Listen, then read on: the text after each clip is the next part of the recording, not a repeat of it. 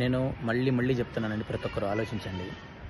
Life చాలా అంటే చాలా చిన్నది. కన్ను మూసి తెరిచేంత లోపల అయిపోతుంది, చనిపోతున్నాం. 50 ఏళ్ల వరకు ఏ రోగాలు లేకుండా బ్రతికితే వాడే కోటీశ్వరుడు. 50 ఏళ్ల వరకు ఏ రోగాలు లేకుండా బ్రతికితే వాడే కోటీశ్వరుడు. ఎందుకంటే తినే తిండి కల్తీ, పీల్చే గాలి కల్తీ, తాగే నీళ్లు కల్తీ, ప్రతిదీ కల్తీ.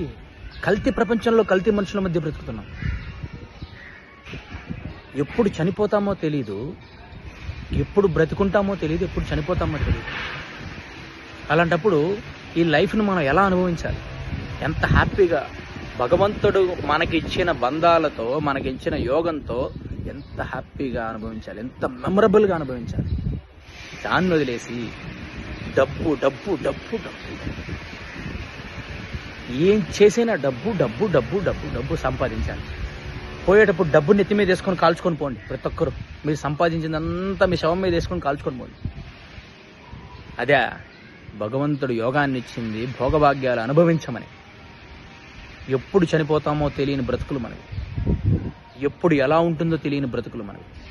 అనుభవించండి, ప్రతి మూమెంట్ మెమరబుల్గా అనుభవించండి. భార్య పిల్లలు అందరితో అనుభవించండి.